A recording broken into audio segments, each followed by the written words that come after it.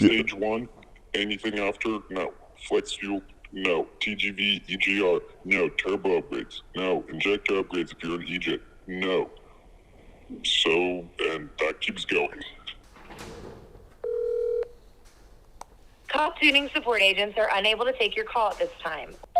I just want to do race car things in my race car, and this update doesn't look like I'm gonna be able to do that. I'd like a call back. Thank you. They're probably not gonna call me back. I'll link this entire article if you guys want to read it for yourselves, but I don't want to bore you with the entire thing, reading it word for word. So I just highlighted some key points so you get the gist of it. And at the end of the video, I'm going to be calling some tuners. Hopefully they answer and are willing to answer some questions on how they feel about it and if they have any more information given to them, the people that actually use Access Tuner to tune cars, or if they're just kind of left in the dust also. I don't know. So typically with Access Tuner, you used to be able to toggle off things or get around things and not have a check engine light, for example, when you get your car tuned. Now, with this new update to the Access Tuner, you will no longer be able to toggle things off or get around things like DTCs or diagnostic trouble codes, like when a check engine light pops up, O2 sensor, exhaust gas temperature, three-way catalysts, EGR, TGV deletes. They no longer even sell those, and there's a lot of stuff that you could actually work off of TGV deletes, plug into that. A lot of sensors, but you can no longer get around that. EVAP system, secondary air injection, features and tables associated with certain OEM OBD2 tests min and max limits, which is a lot of stuff. So another big one that falls under the emissions related element of design, or what it works off and how it actually works, is E85. And it's not only Subaru, but also Nissan apparently. So it says, analog flex fuel, because of the current analog flex fuel systems impact some of the signal processing of the identified key sensor and DTC signals, we have removed both analog Nissan and Subaru flex fuel feature sets. I was just about to go flex fuel.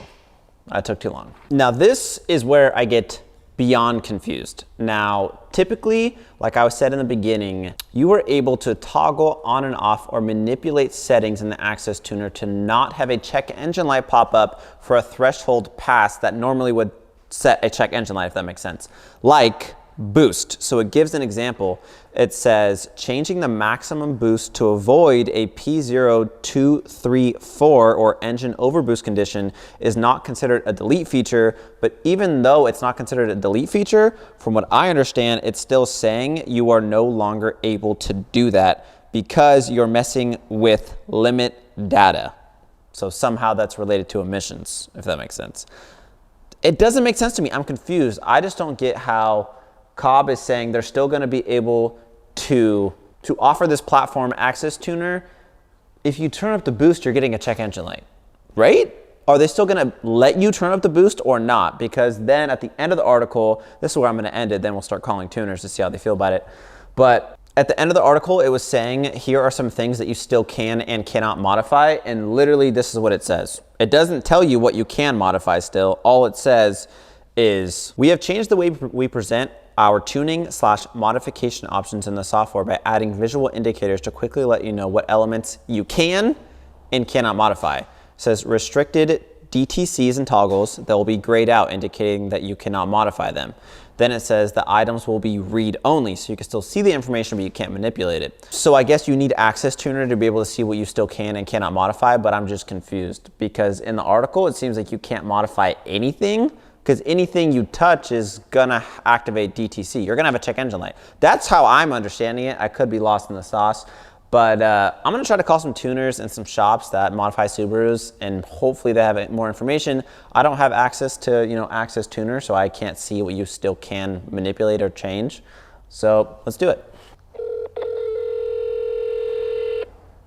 We are either on the line or with a guest at the moment. Hey, how's it going? This is Alexander Vargas. I just had a couple questions for you guys regarding modifying my Subaru, and I'd appreciate a call back. If you can give me a call back I'd appreciate it. Thank you. This next tuning shop actually answered and gave us all the answers we need, but he asked to remain anonymous, so I'm going to disguise the voice for the video just out of respect for him. Stay tuned. He had a lot to say. Hey, how's it going? Just quick question. I mean, obviously it's not too good of a day if you own a Subaru with this whole Cobb access tuner, all this stuff. I don't know if you guys have been getting a bunch of calls, but I was just wondering if you guys have any more information as far as the access tuner, what you're still able to manipulate. Have you like updated? Does it look way different? No, the update isn't going to be forced until May. We have 2 weeks. Wow, that's insane. Did they just like send you just a random email and was like, hey, like we can't tune anymore? Like, It all leaked out Monday morning. It was supposed to be a notification to the public from Cobb. Instead, somebody leaked it, so all they did is post it on their website. They didn't even tell anybody. oh my God. Yeah, I mean, the article, it seems pretty vague. Like at the end, it says, here's what you can and cannot modify, but then it didn't even go into detail whatsoever. Like, Stage 1, anything after, no. Flex fuel, no. TGV, EGR, no. Turbo upgrades, no. Injector upgrades if you're an EJIT, no. So, and that keeps going.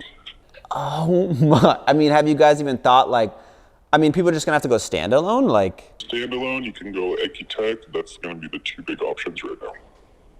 Jesus, I was just about to go E85. I mean, I guess not, obviously. If you can get it done before May and make sure there's no issues, but the other thing you have to make sure, say something happens 6 months from now, you need a tune update, you're shit out of luck.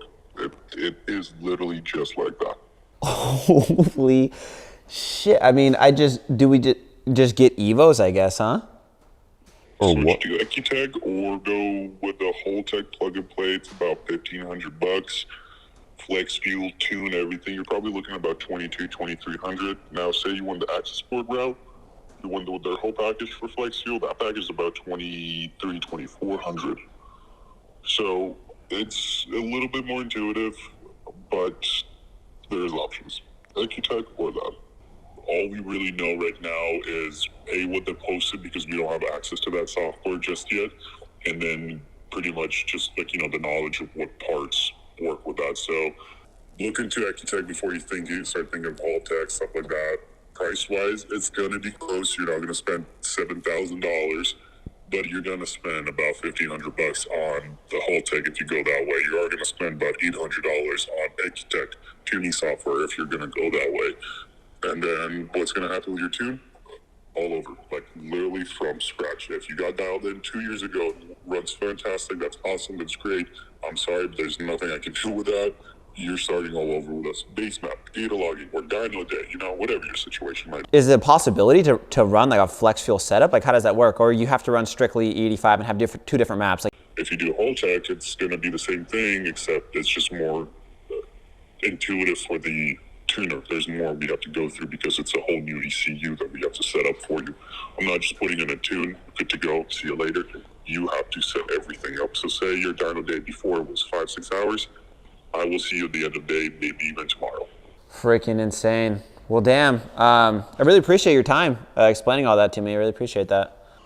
Yeah, no worries. Just keep an eye out, look for it. If you're trying to do something through Cobb, you got 2 weeks. If not, seriously just looking to go on Ecutech route if you're going to stick with this car. Totally. Alrighty, my man. I really appreciate it. Wow. Wow. All right. But there it is. There you have it. There's the word from someone who actually tunes cars and how they feel about it. So it is what it is. I think we're going to end the video there. Obviously, leave comments down below how you guys feel about it, what you think you're going to do. Are you going to get out of the Subaru scene? Are you going to change platforms? Or, work around, maybe get a standalone and stick with it. I don't really know what I'm going to do yet. Figure it out. Catch you guys in the next one. Peace out.